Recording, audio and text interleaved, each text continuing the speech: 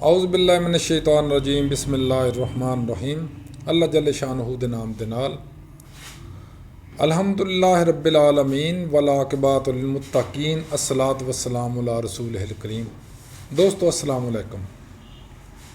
मैं डॉक्टर नसीर कालों CNP तो। दोस्तों तुहानू बहुत पता, बहुत समझदार जे तुसीं सब लोग कि जिस मुल्क च, जिस इलाके च, जिस पिंड च, जिस जिले च, जिस तहसील च, जिस कौंसल च, जिस शहर च इंसाफ नहीं हुंदा उत्थे सुकून नहीं हो सकता। दोस्तों दूसरी आलमगीर जंग जो लगी है, बहुत तबाही लथी सी, बहुत फायरिंग और बंबारी हुई सी इंग्लैंड के उपर, लंदन के उपर। वज़ीर आज़म चर्चिल साहब सन, जो बड़ी तबाही लेती, लोग इकट्ठे होके उन्होंने को गए। वो साढ़े वाला हिसाब नहीं है, पाकिस्तान वाला हिसाब नहीं है इंग्लैंड च कि वज़ीर आज़म एक आला वरफा नस्ल का बंदा वा तो आला वरफा इंसान आ, तो ना किसी को मिल सकता, ना उन्होंने मिल सकता, ना वो किते बाहर निकल सकता, ना वो सिक्योरिटी तो बाहर आ सकता। ऐसी नहीं है। लंदन में अज भी तुसी जाके एक आम आदमी वज़ीर आज़म को मिलना चाहेगा, वो अपना भेजेगा एक कागज़ पर लिख के और उन्होंने बुला के उसकी गल सुनी जाएगी। और बहुत सारे मुल्कों में तुसी देखोगे कि जितों के बड़े बड़े मुआशी तौर पर मजबूत मुल्क भी ने, उन्होंने वज़ीर आज़म भी कोई प्रोटोकॉल नहीं लेंदे। नंबर 1 कोई सिक्योरिटी नहीं लेंदे। नंबर 3 उन्होंने वो अपने आप को इस तरह ही समझते हैं जिस तरह उस मुल्क के आम इंसान समझते हैं।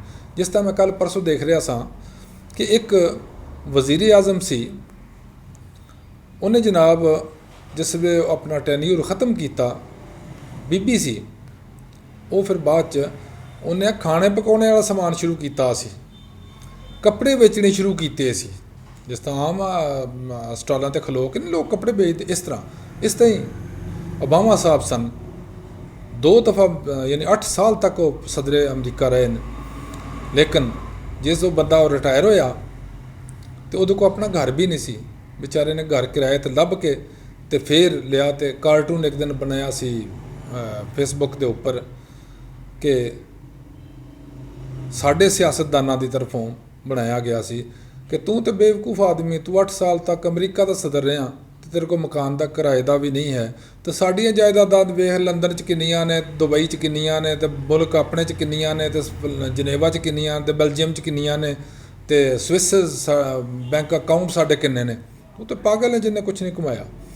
यानी ये मगरब की सोच और साड़ी सोच, सिर्फ इन्ना फ़र्क नहीं, सोच फ़र्क नहीं है, बल्कि साढ़े कंडक्ट बहुत फ़र्क है, साढ़े बिहेवियर च बहुत फ़र्क है। तुसी एक सीट के उपर बंदा किसी ते भी भावें चौकीदार ही बैठा, वो जो अपनी कुर्सी ते या अपने बेंच ते बैठा, वो एक बड़ा छोटा जिहा फिरौन होएगा। जदों वो तुसी उस तो वड्डी कुर्सी ते चले जाओ क्लर्क वाली ते, वो उस तो वड्डा फिरौन होएगा।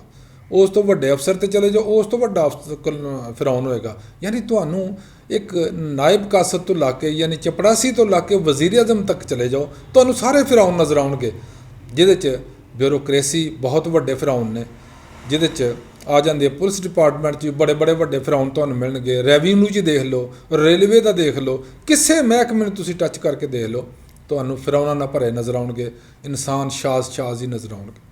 दोस्तों जदों लोग इकट्ठे होकर चर्चिल साहब को गए, उन्होंने कहा जी मुल्क की बड़ी तबाही लगी है तो इसदा कोई हल, उन्हें बड़ा तारीखी जुमला कहा सी।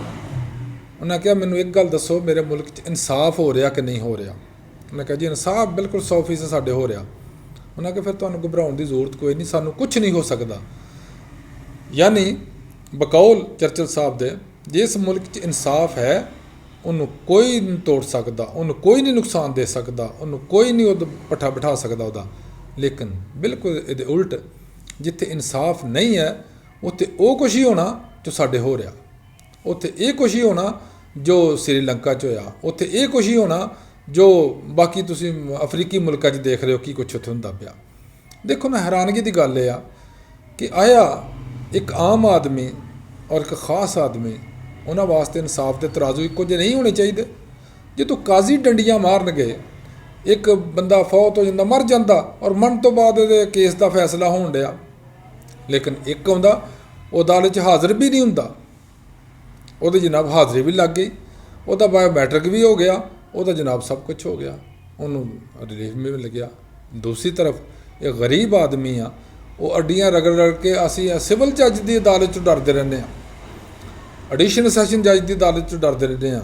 ਲੇਕਿਨ ਇਹ ਗੁਰਗੇ ਜਿਹੜੇ ਨੇ, ਇਹ ਮਾਫੀਆ ਜਿਹੜੇ ਨੇ, ਇਹ ਨਾ ਹਾਈ ਕੋਰਟ ਦਾ ਇਹਨਾਂ ਨੂੰ ਖਤਰਾ, ਨਾ ਸੁਪਰੀਮ ਕੋਰਟ ਦਾ ਖਤਰਾ। ਕਿਉਂ?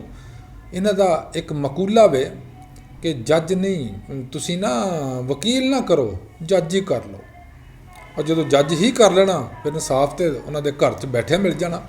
ਦੋਸਤੋ, ਸਾਡਾ ਬਿਲਕੁਲ ਨਾਲ ਆਜ਼ਾਦ ਹੋਇਆ ਸੀ ਇੰਡੀਆ ਦੇ ਵਿੱਚ ਵੀ ਅਗਰਚੇ ਹਾਲਾਤ ਸਾਡੇ ਵਰਗੇ ਹੀ ਨੇ, ਲੇਕਿਨ ਸਾਡੇ 'ਚ ਇਸ ਹਿਸਾਬ ਨਾਲ ਬਿਹਤਰ ਨੇ ਕਿ ਉਹਨਾਂ ਦੀ ਅਕਾਊਂਟੇਬਿਲਿਟੀ ਬੜੀ ਆ ਬਨਿਸਬਤ ਸਾਡੇ। ਨੰਬਰ 1। ਨੰਬਰ 2, ਉਹਨਾਂ ਦੇ ਐਥੀਕਲ ਵੈਲਿਊਜ਼ ਸਾਡੇ ਨਾਲ ਬਹੁਤ ਜ਼ਿਆਦਾ ਨੇ।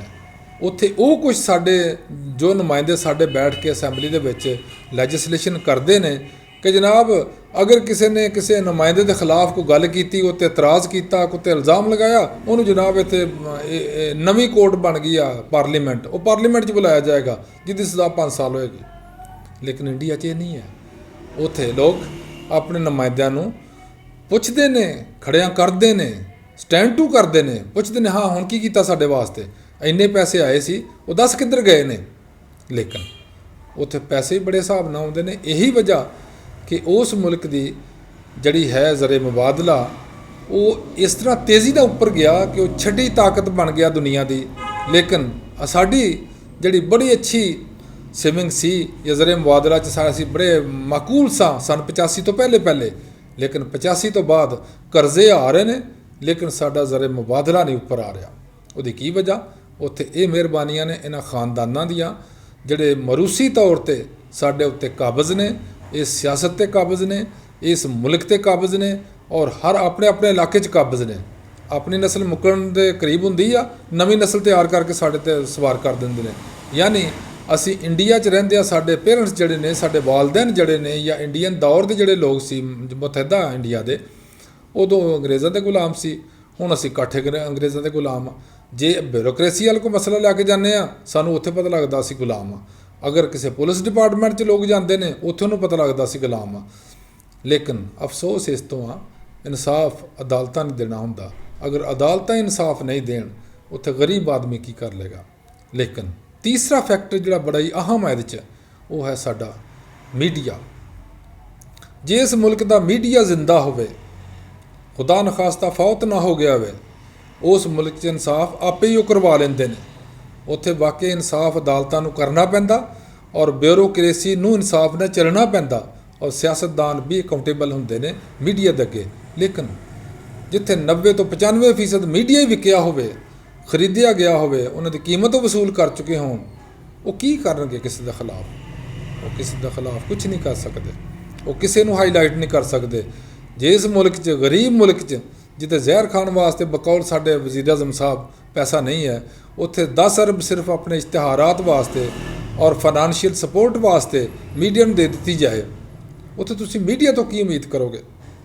3-4 ਫੈਕਟਰ ਨਾ। ਅਦਲੀਆ ਬਜ਼ਾਤੇ ਖੁਦ ਆਜ਼ਾਦ ਹੋਵੇ। ਨੰਬਰ 2, ਐਸਟੈਬਲਿਸ਼ਮੈਂਟ ਉਹਨੂੰ ਆਜ਼ਾਦੀ ਨਾਲ ਕੰਮ ਕਰਨ ਦੇਵੇ ਔਰ ਇਨਸਾਫ ਮੰਗੇ। ਤੀਸਰੇ ਨੰਬਰ 'ਤੇ ਸਿਆਸਤਦਾਨ ਇਨਸਾਫ ਨਾਲ ਚੱਲਣ, ਇਨਸਾਫ ਕਰਾਉਣ, ਅਦਾਲਤਾਂ ਇਨਸਾਫ ਕਰਨਗੀਆਂ। ਚੌਥੇ ਨੰਬਰ 'ਤੇ ਬਿਊਰੋਕ੍ਰੇਸੀ ਇਨਸਾਫ ਕਰੇ, ਮੁਲਕ ਦੇ ਅੰਦਰ ਇਨਸਾਫ ਹੋਵੇ, ਲੋਕਾਂ ਨੂੰ ਇਨਸਾਫ ਮਿਲੇ, ਲੋਕਾਂ ਨੂੰ ਉਹਨਾਂ ਦੇ ਹਕੂਕ ਮਿਲਣ। ਪੰਜਵੇਂ ਨੰਬਰ 'ਤੇ ਅਗਰ ਮੀਡੀਆ ਜ਼ਿੰਦਾ ਹੋਵੇ, ਅਗਰ ਇਹ 5-6 ਫੈਕਟਰ ਜਿਹੜੇ ਮੈਂ ਅਰਜ਼ ਕੀਤੇ ਨੇ, ਅਗਰ ਇਹ ਮੌਜੂਦ ਹੋਣ ਔਰ ਇਮਾਨਦਾਰੀ ਨਾਲ ਕੰਮ ਕਰ ਰਹੇ ਹੋਣ, ਮੁਲਕ 'ਚ 100% ਇਨਸਾਫ ਹੋਏਗਾ। ਮੈਂ ਤੁਹਾਨੂੰ ਇੱਕ ਲਤੀਫਾ ਸੁਣਾ ਦਿੰਦਾ। ਇੱਕ ਬਾਗ ਸੀ, ਬੜਾ ਖੂਬਸੂਰਤ ਬਾਗ ਸੀ। ਇੱਕ ਤੋਤਾ ਔਰ ਤੋਤੀ ਉੱਡਦੇ ਆਣ ਕੇ ਉਹਨਾਂ ਨੇ ਦੇਖਿਆ ਕਿ ਬਾਗ ਬੜਾ ਖੂਬਸੂਰਤ ਹੈ, ਚਲੋ ਇੱਥੇ ਰਾਤ ਗੁਜ਼ਾਰ ਲੈਂਦੇ ਹਾਂ, ਥੱਕ ਗਏ ਹਾਂ। ਉੱਥੇ ਉਹਨਾਂ ਨੇ ਜਨਾਬ ਰਾਤ ਗੁਜ਼ਾਰੀ। ਸੁਬਾਹ ਉੱਠ ਕੇ ਚੱਲਣ ਲੱਗੇ ਤੇ ਉੱਲੂ ਸੀ ਉੱਥੇ, ਉਸ ਮਤਲਬ ਬਾਗ ਦਾ ਮਾਲਿਕ ਸੀ। ਉੱਲੂ ਸਾਹਿਬ ਆ ਗਏ, ਉਹਨਾਂ ਨੇ ਆਣ ਕੇ ਕਿਹਾ, ਹਾਂ ਬਈ ਕਿੱਧਰ ਚੱਲੇ ਹੋ? ਤੋਤੇ ਨੇ ਕਿਹਾ, ਭਾਈ ਅਸੀਂ ਰਾਤ ਗੁਜ਼ਾਰ ਲਈ ਜਾ ਰਹੇ ਹਾਂ।